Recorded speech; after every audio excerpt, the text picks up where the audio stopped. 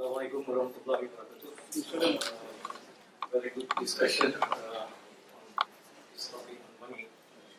I think, can I see a show of hands, Islamic Finance or banking students? Accounting students? Because I need to get some response with accounting students. Right? Okay, I was a conventional banker for 20 years. Then somehow or other I was invited to lead an Islamic bank. And I need to share with you, at the end of the day, you yourself decide whether it's truly Islamic or not. I got two quotes to share. The first by Professor John Kenneth Galbraith, who wrote that the study of money, above all other fields in economics, is one in which complexity is used to disguise truth or to evade truth, not to reveal it. The process by which banks create money is so simple, the mind is repelled by it. You wouldn't believe how money is created. When I first joined the bank, seriously, within the first few months, one of my jobs was to close the bank at the end of the day and to check how much cash there is in the strong room. When I closed the bank, there's only about 650,000 ringgit in the bank. So if I close my books at the end of the day, 650,000 ringgit, when I open my books the following day, how much cash would I be? 650,000 ringgit. But I can lend out on the same day 5 million, 10 million, 15 million loan. Question is, if I have only 650,000 ringgit, how can I lend 10 million or 5 million or 7 million? I'll share that with you, yeah?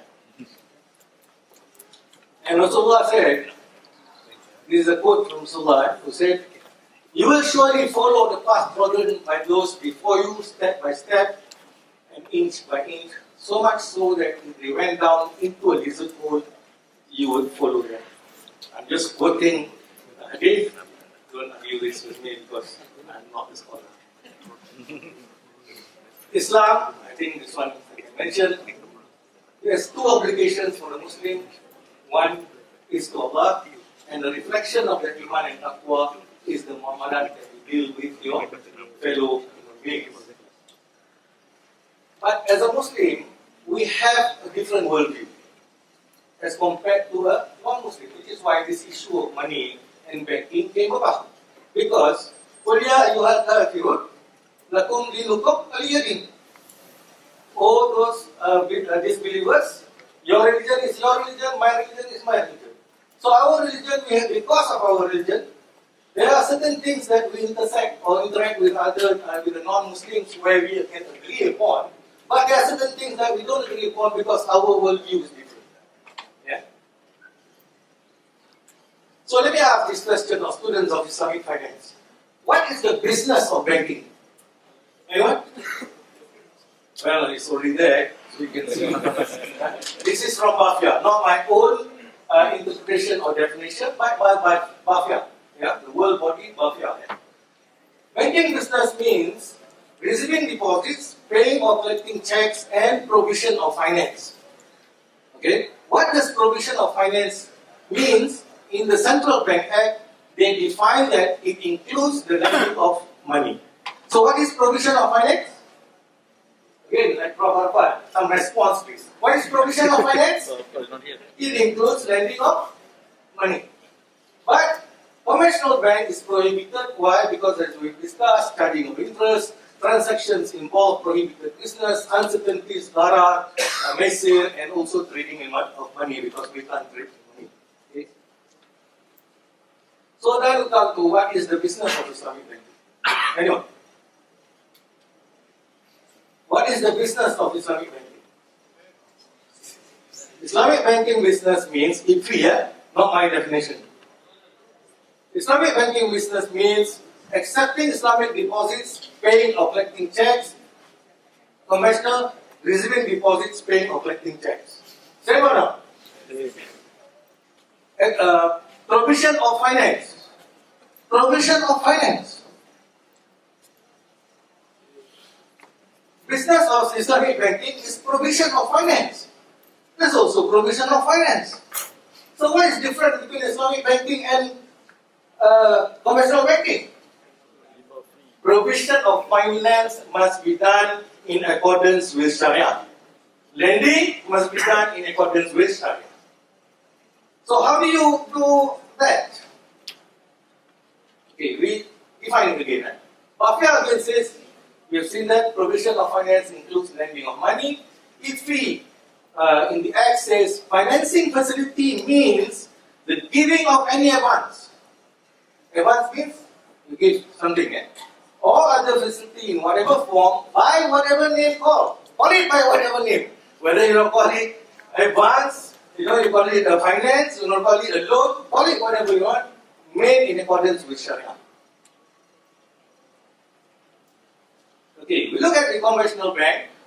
Conventional bank gives loan plus interest, to finance whatever activities. Then at the end of the day, it becomes a debt and they transfer risk to you. Conventional banks do not get involved in the risk of the customer. Zero. The risk to the conventional bank is only repayment risk.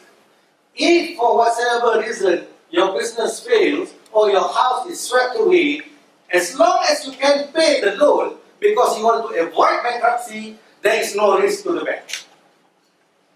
The risk is only when you cannot pay. So this becomes a debt. Islamic bank, what they do is provision of finance. They do it with trade, use with fiqh, enablers all the trade tools of trade, but they can only do credit sale. Conventional Islamic banks cannot do cash sales because if they do cash sales, they don't make money. Yeah? But at the end of the day, what happens to the customer? He becomes a debtor. Does Islam disallows loans on credit, financing on credit? No, it doesn't. But the bank can only sell on credit. And if we were to compare this actual trader, use all the enablers that we have, are they the same? Is the risk of the trader and the risk of the banker the same? The trader has got many more risks. The trader can do a cash sale or he or she can also do a credit sale, which an Islamic bank cannot do. So the question here is, the trade, is it real or only an enabler or mechanism to circumvent riba? Which is why some scholars say that Islamic banking is backdoor riba. You decide for yourself. I'll give you an example. Initially I didn't want to add this, but as I was hearing the discussion this morning, I thought I need to add a couple more slides. So Tracy and Amy are house buyers. Okay, Tracy and Amy is house buyers. They bought an apartment, not yet still under construction, for 98,000. Because they are good friends, so both of them bought the same property side by side. They paid a deposit of 10%. Tracy went to a conventional bank, Amy went to Islamic bank. They both require 88,200, but they have to take an insurance or takaful 2002, and the amount that has to be approved for them is 90,285. The bank will use a loan amortization table, which today most of you will not see because everything is in the system. Just key in the amount, the rate, whether you call it interest or profit rate, and the system will tell you what is the repayment amount. So this is the same calculation, different objectives, conventional bank and Islamic bank. So if you look at this, for the conventional bank, this is the loan amount, 90,285. But for the Islamic bank, because they have to do trade, they have to buy the property from the customer first, so this becomes the purchase price. Both of them arrive at the same monthly repayment. Yeah? To the conventional bank, this is the interest, total interest amount. To the Islamic bank, this is the profit amount. And to the conventional bank, this is the total repayment amount. And to the Islamic bank, this becomes the selling price. So what happens is, the conventional bank will straight away give you a loan calculated at this interest rate. Total repayment will be this, and this is the monthly repayment. For the Islamic bank, they will first purchase the property at 90,485, calculate a profit rate of 8%, profit is 148,000, then they will sell at this price, 239,020 ringgit. Monthly repayment is the same. It looks the same, but it's not the same. Because we got different starting point. So the transaction firstly starts with the customer selling to the bank the property that they intend to purchase. So contract number 1, sell to the bank at 90,000. Then the bank will do the calculation, and then there will be a second contract where the bank will sell to the customer for 239,000. Trade? Trade? Yes. But the problem is, this house is under construction. Yeah? Which is, it's not a completed house. So, after 3 years, the bank has only disbursed 20,000. Another 63,000 the bank has not paid to the developer. But after 3 years, the project was abandoned. This is a real project, yeah, involved in Pulau Indah Club. Bank took legal action and the customer was made a bankrupt. Let's look at this. This is a bank statement when the project was abandoned. For the Rebab bank or the conventional bank, the bank gave took up a loan, initial loan of 90,000. Amount paid to developer is 26, so the balance not yet disbursed is 63,700. For the Islamic bank, is the same figure. Amount disbursed 26, you add to so for 3 years, inclusive of the profit or the interest charge, so it increases by this amount every year. So after 3 years, the amount that has been disbursed comes up to 34,000. Same for this bank. Are they both the same? Yes? Yes? Yes. So, project is abandoned, yeah, because the house is not completed. The bank took legal action. The Rebab bank claimed 34,023 ringgit. How much did the bank, conventional bank claim? 34,023 ringgit. How much did the Islamic bank claim? How much did the Islamic bank claim? 239,000. This is true case. Tuan Adi Karim is here. He is head of Islamic Consumer Association. He's got 500 cases we have gone through. There are 500 cases, and this is only those cases that are reported to him. The cases that are not reported to him, we reckon there's a few, maybe 20 or 30,000 cases. Okay? So you look at, especially those of you who's going to become Islamic bankers, you're going to claim 239,000. The question that we need to ask is this. Firstly, what does the customer get when, or what should the customer get when he agrees to pay 239,000? Answer please. He should get a house. If you pay 3,000 ringgit to pay for a Samsung Note, and you pay the 3,000, what are you supposed to get? A Samsung phone. So the customer agrees to pay 239,000 on an installment basis. What should he get? A house. But in reality, what does the customer get? Nothing. Is this Islamic? Is this maqasid that we want to apply? The bank is also claiming for the amount which it has not disbursed, because the 663,700 is inclusive in the selling price, which has not been disbursed by the bank. Is this not theft? Is this not theft?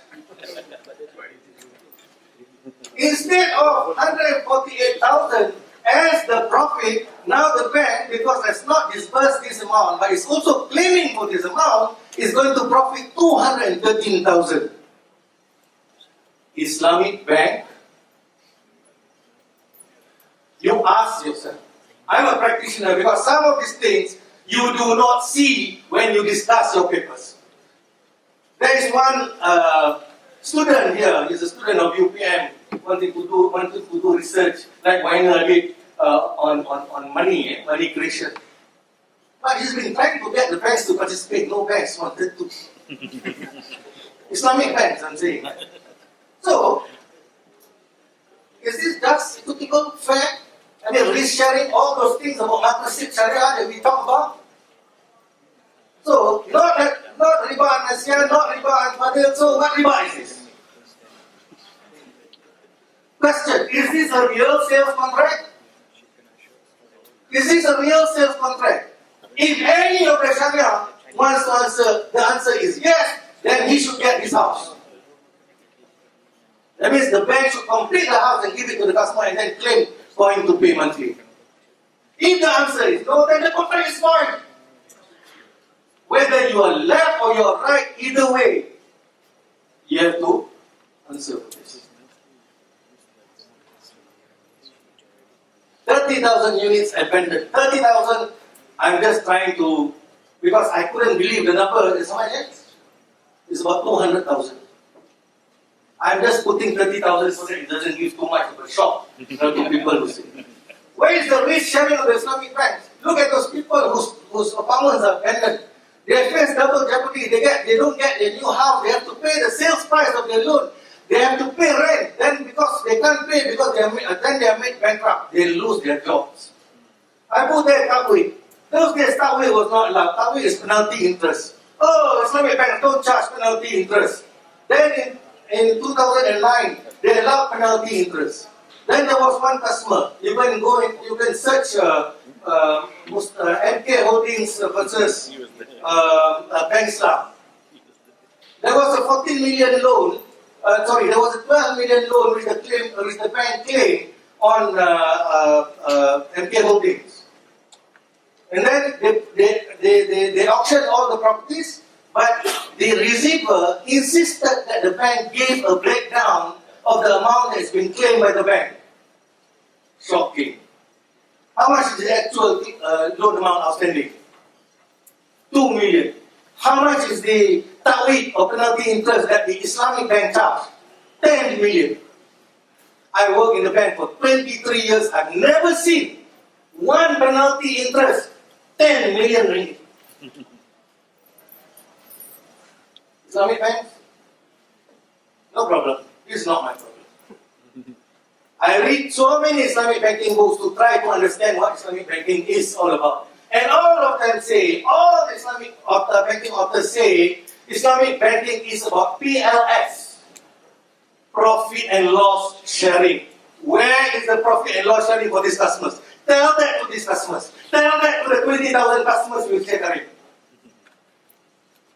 We wanted to engage with the Sharia scholars, none want to sit down with us. And I've met my own ex-Sharia scholar. I told him about this. Then when we went onto TV, then he admitted, it's good that you all come up because some of the Sharia scholars don't want to address this issue. Musyarakah Mutanakisa. So because by Alina or BBA is not allowed, then they came up with Musyarakah Mutanakisa. But nobody reads the details in the contracts, and I as a banker don't also read. But because of the issues, I took some trouble to read, and I only want to highlight to you one clause. This clause is on deficiency in proceeds. It says that, and this is from an Islamic bank, it says that without prejudice to the rights of the bank under this agreement, if the amount realized by the bank on the sale of the properties, blah blah blah, is less than the actual amount due to the bank, okay, which means that if you took a bank loan of 200,000 and they sell it to you for 500,000, and then when you cannot pay the loan, they sell your property and it cannot cover the 500,000 loan. There's a shortfall. There's a shortfall. So what will the bank do? The customer shall, on demand, pay to the bank the difference between the amount due to the bank and the amount so realized. Until payment of such differential amount, the customer shall pay late payment ta'wid, of course it's an Arabic term, so more Islamic, charges on differential sum until the date of the actual payment. What musyarakah is this? Musyarakah in simple layman terms is what? A joint venture. A joint venture. Tell me, where is the joint venture when everything is pushed to the customer? Where is the difference with the conventional bank? So, and there is a similar injunction in the Quran with regards to riba. Riba we all know, because as Islamic finance and banking students we know that riba is prohibited. But there is another similar injunction, okay, to riba. What is that? It's about the Jews. What were the Jews not allowed to do? They were not allowed to fish or do anything on Saturday. Okay? And for their covenant, we raised them over the mounts. We said, enter the gate prostrating and bowing with humility. Transgress not. That means don't break the rules on Saturday. Allah took a firm covenant. On Saturday, don't do anything. But as a test to them, what did Allah do? Allah made fishes jumping on water on Saturday. But other days, there is no fish. Only on Saturday got fish. Other days got no fish. So the Jews were sitting by the river banks, biting the fingernails, and the fishes were laughing at them. Ha ha ha! You can't do anything to me. So the Jews were smart. Allah gave them, good intelligence. So they said, oh, how? What can we do? Huh? What can we do? Okay, this is the plan. So what can we do? You see, he's thinking now. He's thinking, talking to his friends over the handphone. So they got some idea. That's no problem. What did Allah say? When cannot catch fish? Saturday. So what did they do? Friday, put in the cages. Then what happens? Come Saturday. Saturday comes, the fish get caught in the cages. Did the Jews did anything to fish? No, they didn't do. Then what happens on Sunday? Sunday they just pick up the fish. Saturday cannot do. Yeah. So put the cage and then don't do on Saturday. Just watch the fish get caught. Last time you were laughing at me. Now you cannot. Sunday pick up. Any similarity? Because Allah said trade can do. Trade can do. But riba cannot.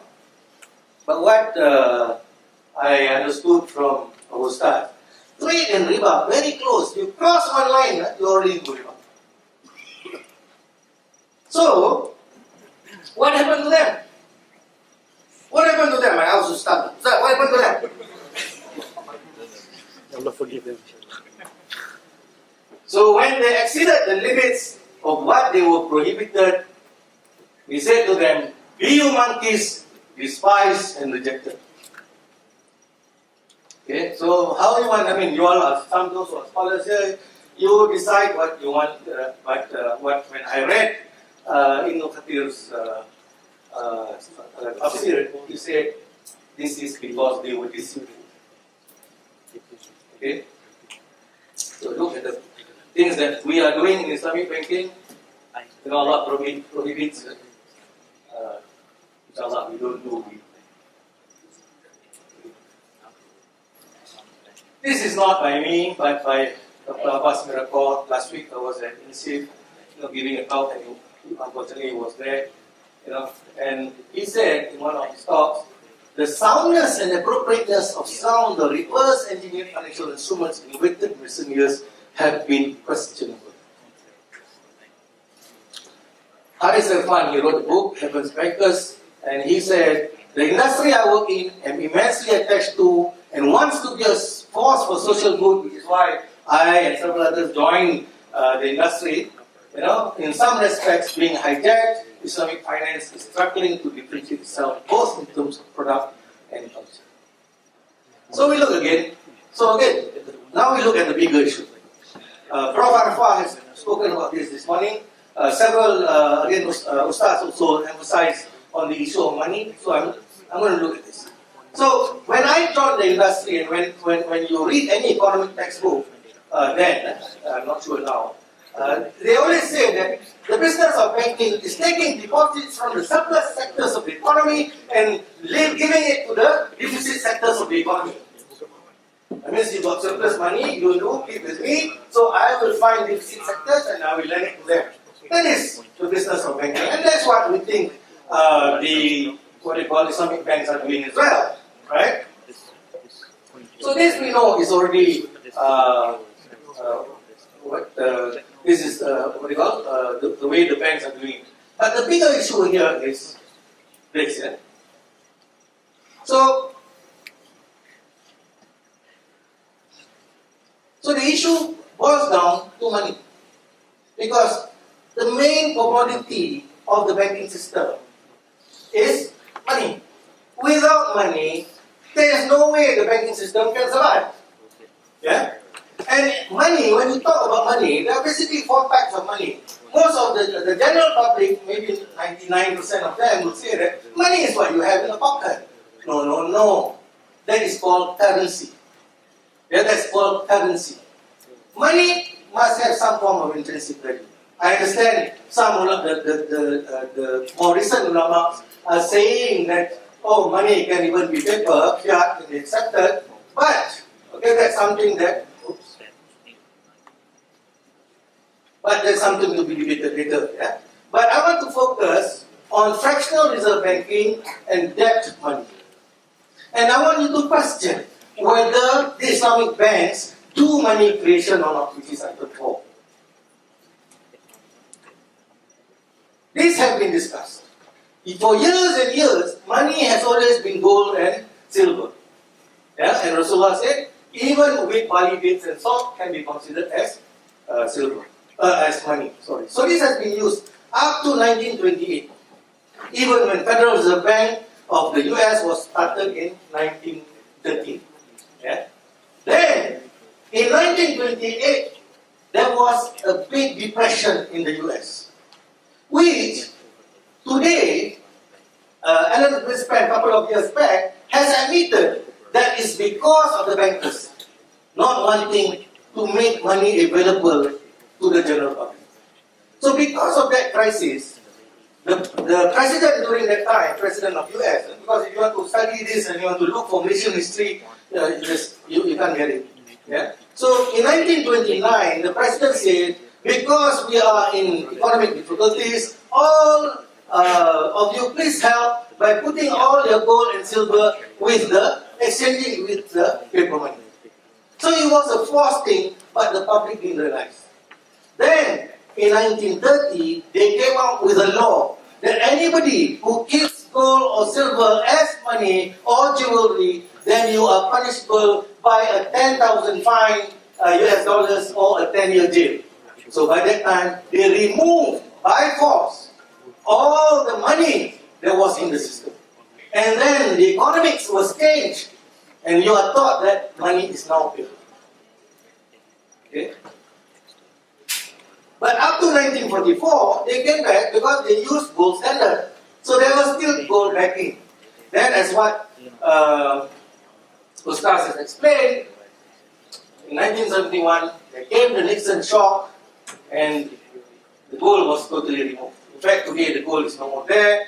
As recent as last year or 2 years ago, Germany wanted to withdraw their gold. America does not allow it. And then we start to use paper money. The moment we use paper money, what happens is, every 10 years or so, and mark my words, every 10 years or so, there will be a financial crisis. We have not missed that ever since 1971. We have not missed that. Yeah? So, then, what happens to our paper money? Okay, paper money shrinks. The shrinking of paper money, for some, they may not say that it is theft, But for the general public, it's there because they don't understand. And what I like about this, then money is going to move on to digital, and you won't be able to see money anymore. Yeah, the IMF has mooted this idea already. Yeah, that very soon there will be no money in the sense of currency. Everything will be in digital form, which means that if they want to allow you to withdraw your money, they can restrict the amount that they want you to withdraw, which means you lose your liberty, you lose your freedom. So it's bigger than just an issue of money. So what I like about all this is one day I found this quote by Ibn Khaldun. Everything is paid by labor. Everything is paid by labor. Prof. Kamil mentioned this morning. What does he mean by this? So, and why does gold or silver needs to be the in-between? Because when you work, you're being given an exchange for the value of your labor. What is in labor if you study economics? What is in labor is your skills. What is that you have to spend time to acquire? You have to use capital because you've got to come to university to study. There is effort involved. There is time that you have to spend. Yeah? That is your labor. So you will be paid according to the skill sets and whatever not that you have. So assuming if you work 1 hour or 1 month and you're paid 1,000, that 1,000 is the effort or the labor that you put in. Nobody should be able to take that 1,000 away from you. But I've done a calculation, which I didn't put the slides here today. When I joined the banking industry in 1981, I was paid a salary of 900 ringgit. At that point of time, gold price was 300. So I will be paid about 1.5 or 1.7 ounces of gold during that time. Yeah? But if you convert that into dollars, yeah, I will be paid about, at that time was about $2 something. So I'll be paid about 400 something dollars. So you compare that to a student of today who's being paid 3,000, I'm being paid 900 ringgit, who's being paid more? Student of today or student of 1981? Of course, student of today is being paid more because if we paid 3,000, I'm only being paid 900. But if you convert that into gold, yeah, you are only paid about 0.5 ounces of gold when I'm being paid 1.5 ounces of gold, which means you are very, very underpaid. Which is why today, most of the students, when they graduate, with the salary that they are getting, they still have to ask from their mothers or fathers. When we can already help our parents. So money, there must be something to money. I don't care about the fatwa given by the Saudis because they need the money because oil is being sold in US dollars. I mean, seriously, you look at the harm that's been caused around the world, particularly the Muslim countries, because you moved away from the standard. And our stars have explained this very thoroughly just now. Okay, so we move on to fractional reserve. What do we understand by fractional reserve? We have 10,000 and the reserve, in Malaysia they call it SRR, statutory reserve requirement. If the statutory reserve requirement is 10% and the deposits that the bank has is 10 million, how much can the bank finance? How much is the reserve they have to put aside? 10%. You have to put 1,000 aside, which means you can lend how much? How much? You can lend 9 million, correct? But I tell you, you are wrong. Because what happens is, you give the deposits of 10,000, so how much can you finance? You can finance 90 million. But the question is, where did the 90 million come from? Islamic bankers to be. Where is the 90 million going to come from? Okay, let's look at it more detail. Some of this has been shown by Prof. Arfa, but I show it slightly different. Okay, now there is a trader and a banker. Islamic bank. Islamic bank and trader both start business with a capital of 250,000 on the same day, day one. So we look at the balance sheet. The accountants here, please verify, and auditors. Please verify. Capital 250, cash 250 for the trader, the same for the bank. Correct? Correct?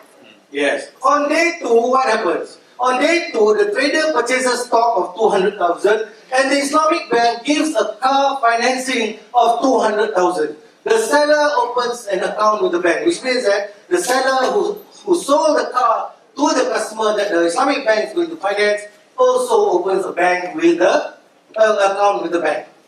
What is the accounting entry? First one, trader, accounting students. Accounting students, please. Trader purchases stock of 250,000. They have cash of 250. They pay cash. So debit cash, credit stock, movement in the same asset column. Any change in the balance in the bottom line? Still 250. What is the accounting entry for Islamic bank giving financing?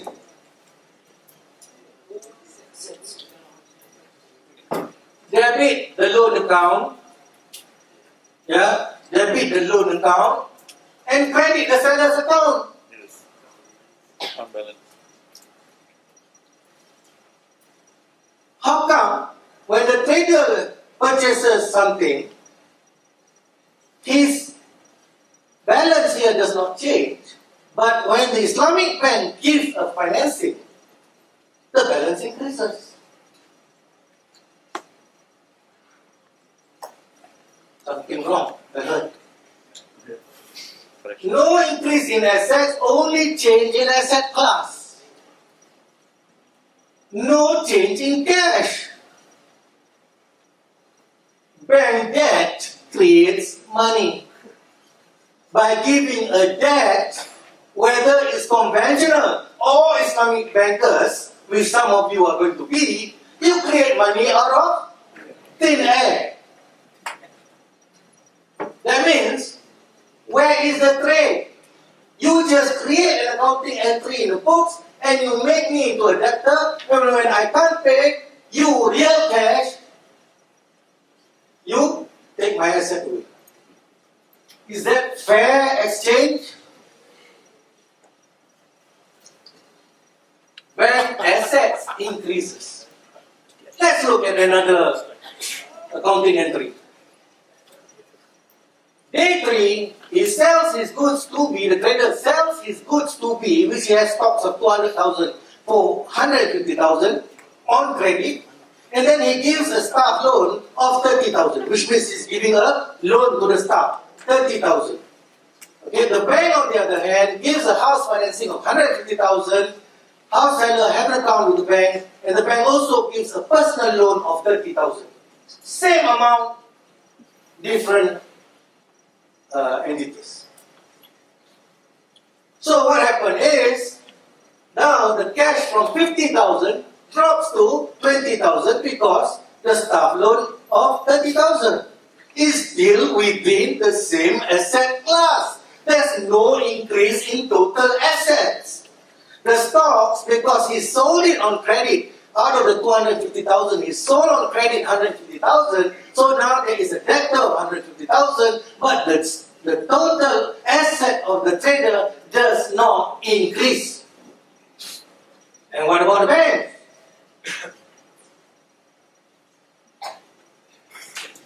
So there's no change in cash, the cash remains the same, 250,000, and then, this financing of 150, just credit into the customer's account and debit into the debtor's account, and then on the personal financing, debit the debtor's account and credit, not seller 3, but credit the personal account of the customer, and there you are. Now your asset has increased from an original of 250,000 to 630,000.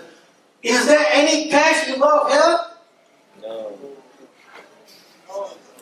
Any cash involved here? No. Then where did the bank get the money? Islamic?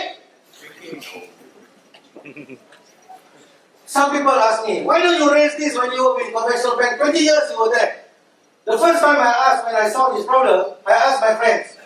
Then they said, oh, I also don't really understand it. So he was the bookkeeper anyway. Then after some time I got promoted. No, I forgot about the issue. Then I got promoted, go to London. Somehow I forgot the issue, don't want to ask the issue anymore. I got promotion.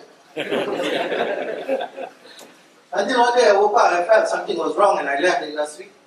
Then soon after, some Bank Muamalat called me. Say, come, join Bank Muamalat. You know, we are losing 27,000. We may need 27 million. We need your expertise, you know, to turn around the bank. Oh, I thought, wow, this is my savior. You know, all the 20 years doing sin of riba in the conventional bank, I can now save myself by doing Islamic banking. Save money creation. So again, there's 250,000. You know, there's cash 250,000 balance. That cash is redeposited into the bank and then given out as loan 90%. You keep 25,000 as a reserve. 225 you can lend out at interest rate of 8%. Okay? So this customer who received this will deposit, assuming there's only one bank in the whole country, so he will deposit back into the same bank. Okay? And then the bank, after receiving this money, will keep 10% and then lend out again 90%. And this thing will continue on and on. Okay, lend. Then finally, you see, the bank's total liabilities now is 1.6 million, and then total cash is, total debts is 1.4 million. Let's ask some questions. Question number 1. How much deposit is in the bank? 250. I also put the answer for you there. So this is not a trick question. So total deposits in the bank is 1.6 million. But how much actual cash is there? 250,000.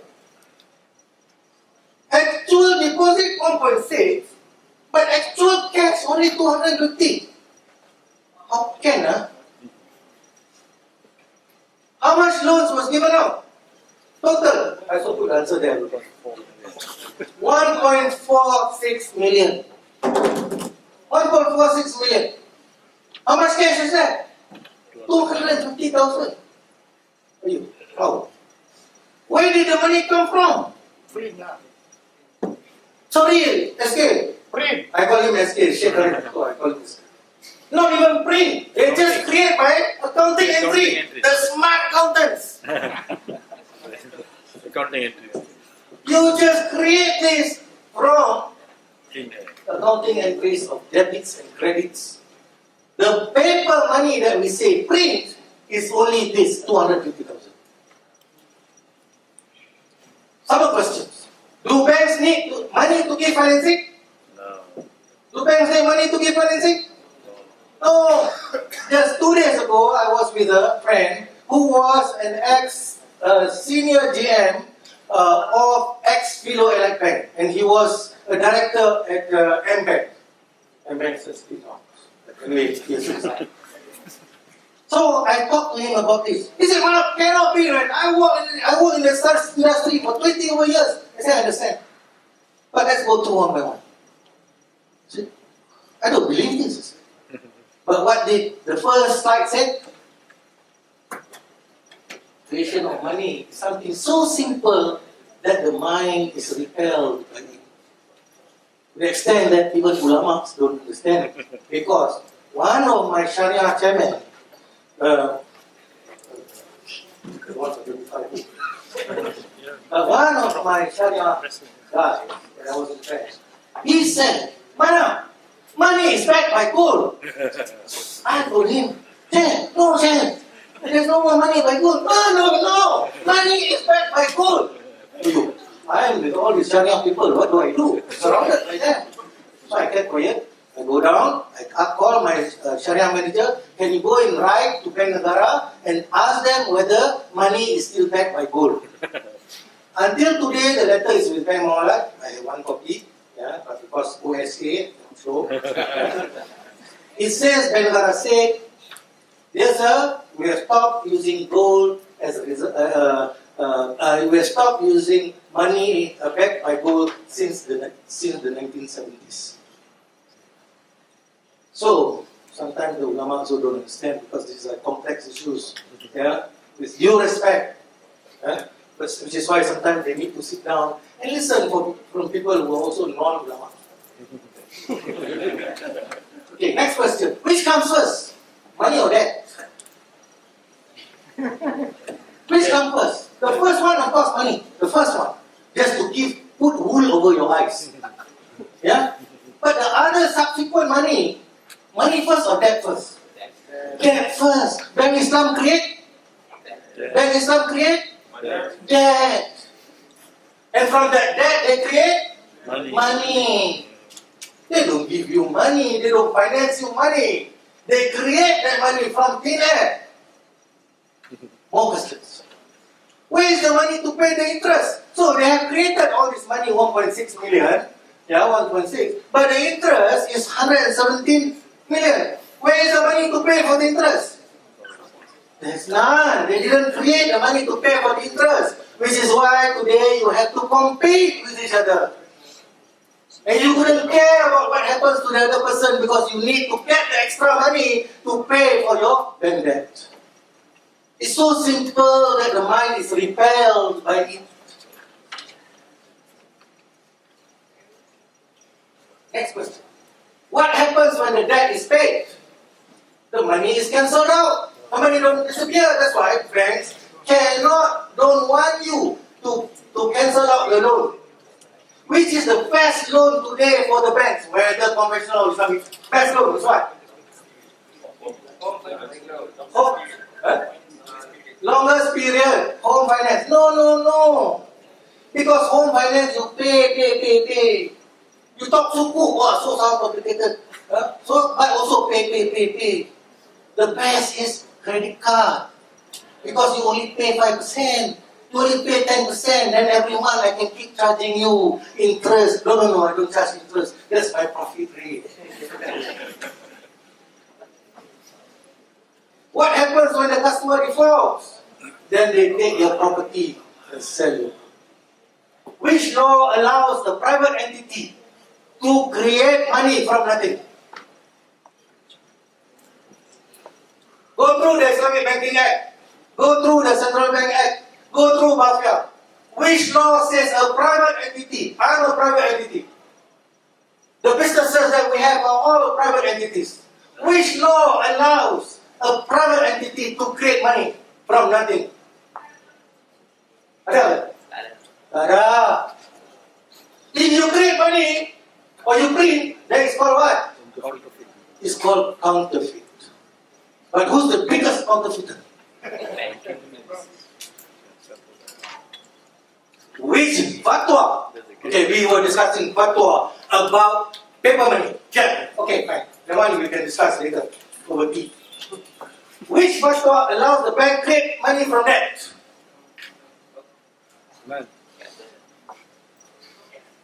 Which fatwa? Go out and call any Sharia scholar. Sit down here, we show one by one. Tell me there is a fatwa that you can cheat somebody else by taking his property and creating numbers into his account that he is forced to pay. I'm not against this Islamic finance. I love Islamic finance. Seriously. But between conventional and Islamic, there is this terminology that we stamp on it, Islamic. I read an article several years ago. Before Islamic finance came out, the personal debt in many of these Arab countries was so very low because the Muslims do not want to take a personal loan. The moment all this tawaruk by al-ina, commodity murabah, because they lost in terms of terminology. Because initially it was by al-ina, two party haram. Oh, then this tawaruk. Then another bank came up, tawaruk haram. Then they don't know, lost for words. What terminology do you call? So, commodity murabah. So it comes. So now it's commodity murabah. Look at this. This is annual change growth rates. Where did I get this from? Central Bank of Malaysia. Currency in circulation, 4.2 billion. increase from previous year. But that increase from previous year, 68 billion. This is the currency in circulation, the money printing. Prof, don't worry, Prof, I will do this. This is the money in circulation. This is the money created from the money in circulation. In 2011, it grew to 155. Then it was all the way 100 over billion every year that they create from just printing an extra, 5 billion.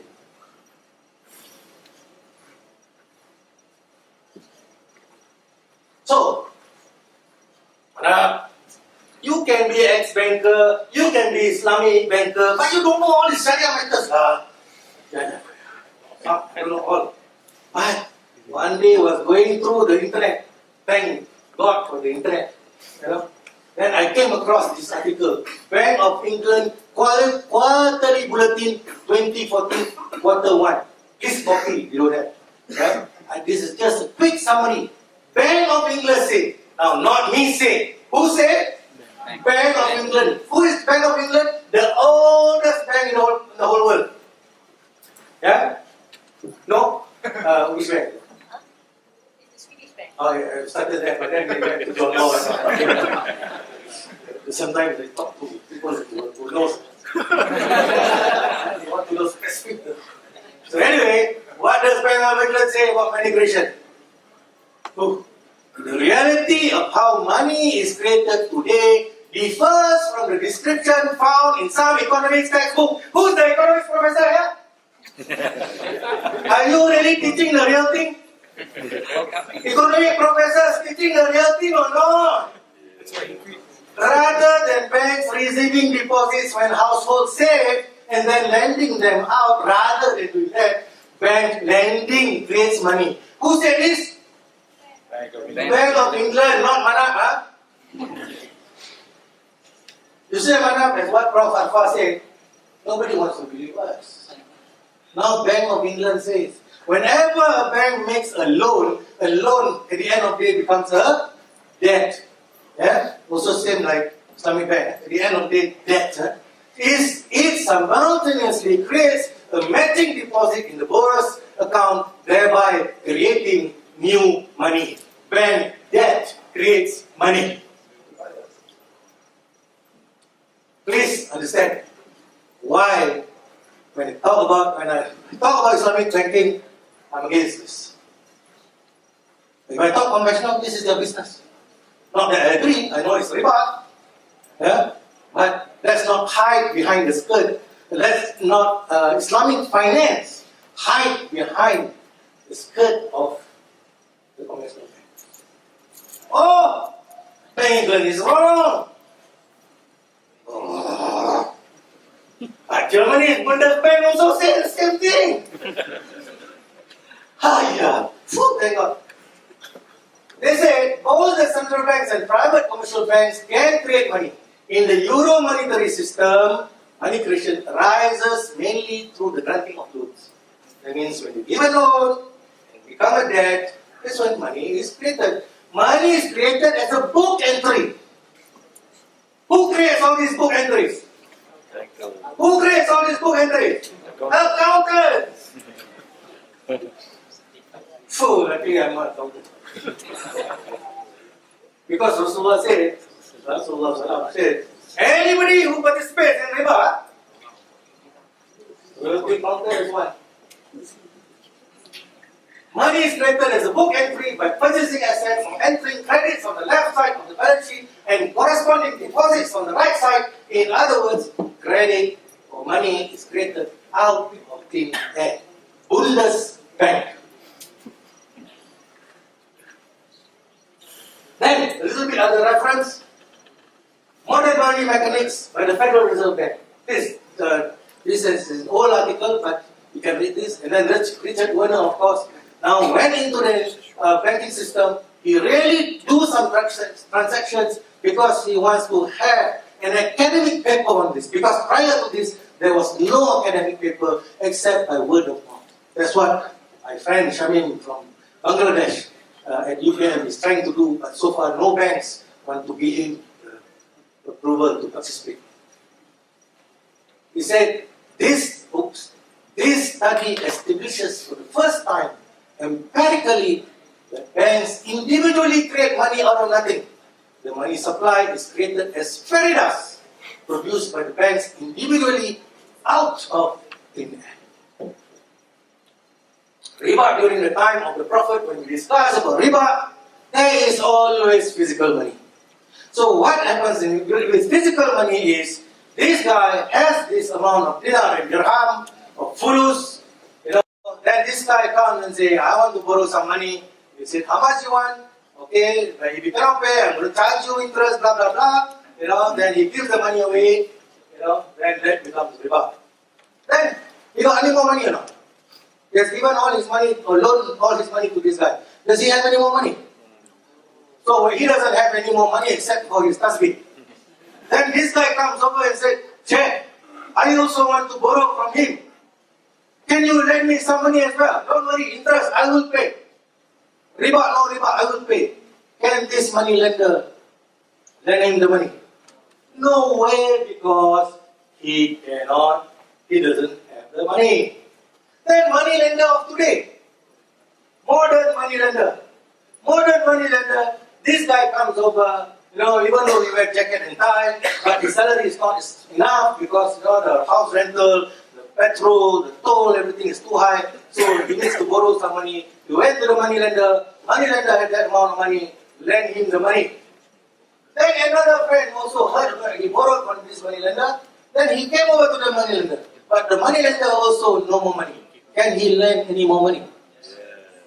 The money lender, he got no more money. This is money lender. Money lender? Money lender cannot trade. Yeah? The money lender cannot trade. So today, there are already advertisements. The other day, Prof. Nazari sent out to our group. Look, there is already an Islamic money lender. Can or not? Of course can. Why not? No problem. Murabah, this is my handphone. I sell to you for 20,000. I buy back at 3,000. Now you pay me 20,000 monthly. 1,000 a month. No problem. Times up, I get to food. Then if you go to the banks, what happens with the bank? Thousands of people come, and the bank can provide any amount of financing, not because they can print, but because they can create the debits and the credits. So because of that, Allah says, I will wage war on those who practice riba. War. So simple. Riba also want to wage war. But why? Because it is because of riba. Money becomes useless. Yeah? Run on the banks. Yeah? On the walls, etc. This is the cause of riba. We want to go and shout, oh, Palestine, oh, Syria, it's because the people who fought, they have the money to print and create out of thin air and make us all follow what they want to do. Because we don't want to argue. Because it's repressive. And then look at this, then I found the Telegraph. Telegraph is a respectable newspaper from the UK. 3rd December 2014, it says the UK government to pay back all World War I debt. World War I debt in 2014, 100 years later, they have not finished paying. Why? Riba. US national debt and money supply versus consumer price index. So if you look at the money supply from 1974 up to around 1970, the money supply is pretty flat. The moment the gold was removed, then, money supply shot. What's the solution?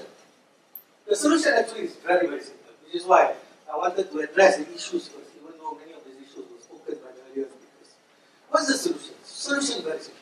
First, let's see back to the what Dr. Abbas Merato said. Islamic finance is embedded. He did not use the word Islamic finance. Islamic finance is embedded in an institutional framework designed to support the conventional financial system. the financial system is creation of money through through reverse engineering. So all our products are basically reverse engineering.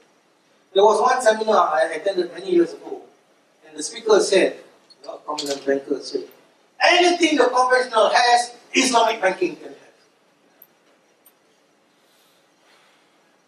So Islamic finance is different because it's profit and loss. Islamic finance is different because money must have value. Financing cannot be purely bookkeeping.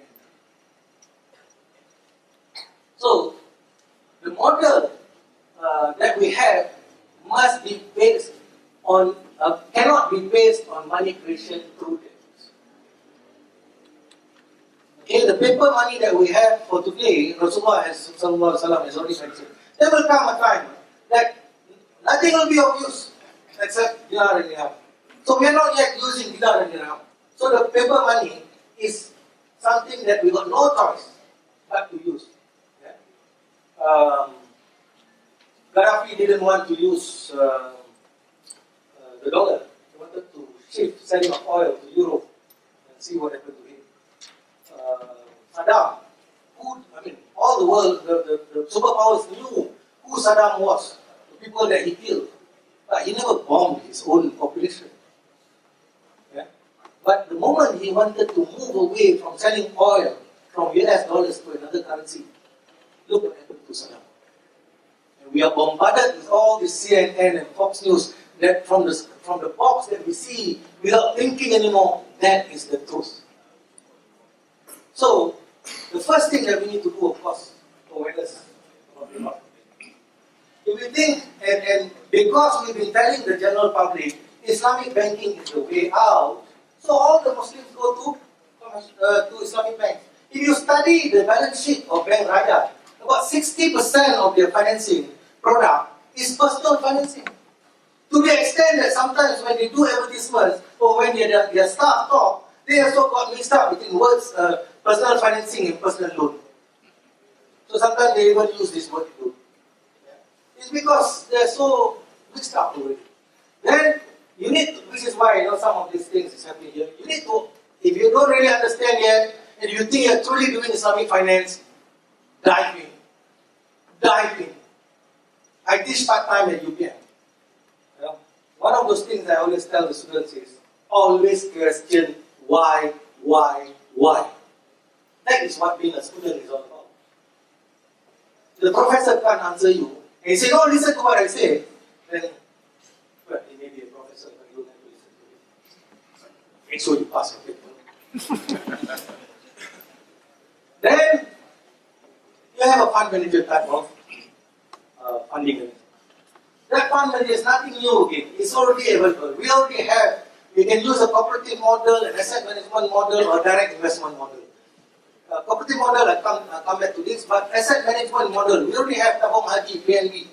Even though not everything about it is Islamic, but we put money with PNB or Tabung Haji, and they will invest this money in plantation, in construction, in some companies, and then from the dividends that they get, they will then share the profit with us. That's very Islamic.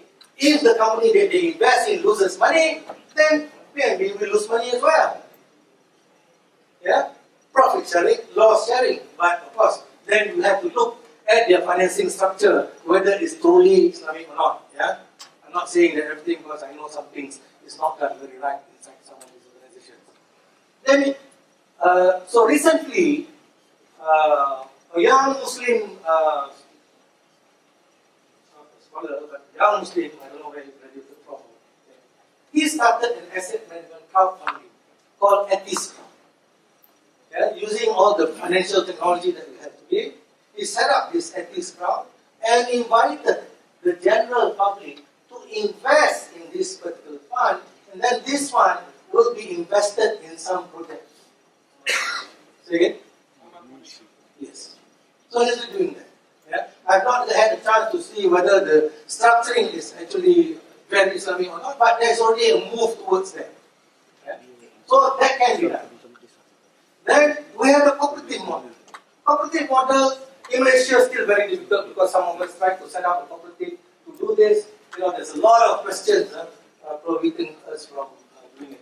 But anyway, Ansar Housing in Canada has already started this. Yeah.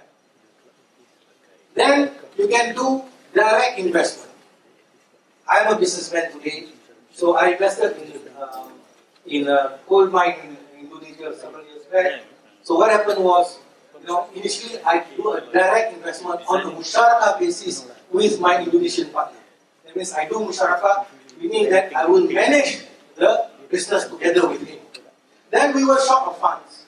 So what we did was, we called another investor, but that investor doesn't want to be involved in the running of the business, so we just put it as a mudarakah.